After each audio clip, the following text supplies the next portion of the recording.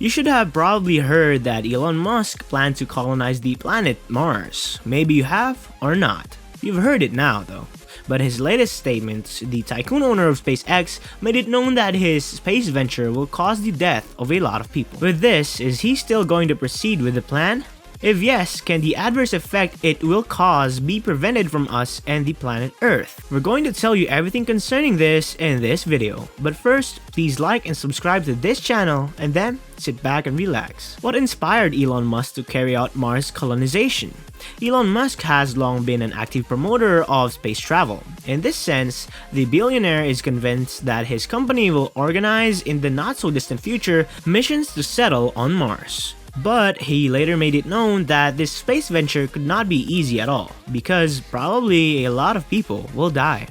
Musk's thoughts about the Mars colonization projects. Musk was in an open conversation with Peter Diamandis, the creator of the X Prize Foundation, an NGO dedicated to organizing public contests for technological ventures that help improve people's lives.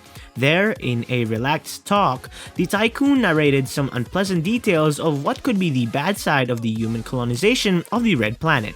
Quote unquote, it is a long, uncomfortable trip, there won't be very good food, and you probably won't make it back alive, said the South African-born billionaire. But immediately, Musk added that no one will be forced to go, and that it will be a volunteer-only mission. How did Elon Musk want to carry out his plan? The businessman intends to launch 2 ships in the next 5 years. Elon Musk announced new details about his plan to colonize Mars in 2022 at the International Astronautical Congress or IAC that was held on Thursday in Adelaide, Australia. On this occasion, Musk explained that his main objective is to launch 2 rockets in 2022 to install energy systems on the Red Planet and extract minerals to analyze the terrain for future space missions. How is this going to be possible? The ships with the first astronauts will arrive, if all goes as planned, in 2024. To meet these deadlines, SpaceX plans to start building the first spacecraft in the middle of next year. Therefore, in the next 7 years, SpaceX intends to colonize Mars with a team of astronauts and establish a base for future missions. For this, the company has presented a new rocket, the BFR, or Big Fucking Rocket, that will colonize Mars. What is this new rocket BFR going to be like? To facilitate the colonization of the Red Planet, Elon Musk introduced the BFR. It is a vehicle created from the characteristics of the Falcon 9, the Heavy, and the Dragon, the 3 rockets tested so far in SpaceX. And with a size much larger than the Saturn V, the shuttle was used by NASA in the Apollo and Skylab programs. The billionaire assured that this rocket, which will be 9 meters in diameter and 48 meters long, will be completely reusable. Regarding its capacity, the BFR will have a capacity for around 100 people spread over more than 40 cabins. This rocket will include large common areas and an entertainment system for the astronauts. Despite being the most ambitious SpaceX project, Musk assured us that its cost per launch will be the smallest in the entire space race since its inception. How many spaceships will Elon Musk make available to carry out his Mars colonization? Musk wants to put huge spacecraft into orbit around Earth and refuel them multiple times using boosters launched from the ground while they wait to travel to Mars.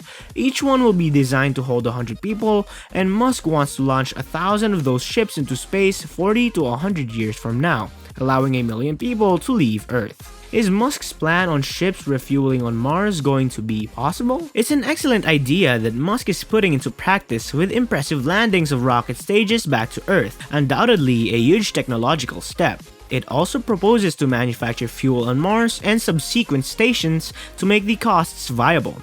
Experiments are already underway for this, showing that choosing the right propellant is essential. There would also be interplanetary refueling stations on bodies like Enceladus, Europa, and even Saturn's moon Titan, where life might have been or might still be alive. Fuel would be produced and stored on these moons. Why? The goal of this would be to allow us to penetrate further into space, to places like the Kuiper Belt and the Oort cloud. The Red Dragon capsule is proposed as a possible lander on such missions, using propulsion in combination with other technology rather than parachutes as most Mars missions do. Musk plans to test one such landing on Mars in 2020 with an unmanned mission, but it is not clear that it is feasible and the fuel needs are enormous. Will Mars colonization support humanity? The MOXIE experiment included in the rover that NASA will investigate whether we can produce oxygen from atmospheric CO2 on Mars. Maybe it's possible, or not. Musk would like to make methane as well, which would be cheaper and reusable. It is a complicated reaction that consumes a lot of energy. So far though, it's all pretty doable. But the plans become more and more incredible. What are the challenges that might not make Mars colonization possible? Planetary protection. There are 3 hugely important things that Musk overlooks or downplays in the article. Missions like the ExoMars 2020 rover and plans to return samples to Earth and search for signs of life on Mars. And we must wait for the results before contaminating Mars with humans and their waste. Planetary bodies are covered by planetary protection regulations to prevent contamination, and it is important to science that any future missions comply with them. Can humans cope with Mars' temperature? Another problem is that Musk underestimates one of the main technical challenges of being on Mars, which is the temperature. In just 2 sentences, he concluded, "It's a little cold, but we can warm it up. It has a very useful atmosphere made up of mostly CO2 with some nitrogen, argon, and a few other trace elements, which means we can grow plants on Mars just by compressing the atmosphere." In reality, let's think about it. The temperature on Mars drops from about 0 degrees Celsius during the day to almost negative 120 degrees Celsius at night. Operating in such low temperatures is already extremely difficult for small modules and rovers. Indeed, it is an issue that has been resolved with heaters in the design of the 300kg ExoMars rover due to launch in 2020, but we're very sure that the amount of power required would likely be a critical flaw for a self-sufficient city. Musk does not elaborate on how to heal the planet or compress the atmosphere, which are both huge engineering challenges. Science fiction writers have previously suggested terraforming, possibly involving melting its ice caps. Not only would this change the environment forever, but it would also be challenging because there is no magnetic field on Mars to help retain the new atmosphere created by such manipulation. Yes, and Mars has been gradually losing its atmosphere for 3.8 billion years, meaning it would be hard to stop that heated atmosphere from escaping into space. Earth's radiation. The last big problem is that it doesn't mention radiation coming out of Earth's magnetic shield. Travel and life on Mars would be vulnerable to possibly deadly cosmic rays from our galaxy and solar flares. Solar flare prediction is in its infancy. With current shield technology and single-manned round-trip mission to Mars would expose astronauts to 4 times the recommended lifetime radiation limits. It could also damage an unmanned spacecraft.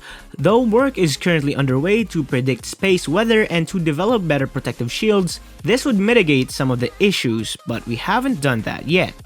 Finally, if Musk is serious about creating a new home for humans, perhaps the moon is his best bet. It's closer after all, which would make it a much cheaper destination. That being said, aiming high usually gets you there, and Musk's latest plans may help pave the way for further exploration. If you enjoyed this video, don't forget to hit like, the subscription button, and the notification bell to get notified when new videos are uploaded from this channel. Do well to share your thoughts about Elon Musk has planned to colonize Mars in the comment section below. Thanks for watching.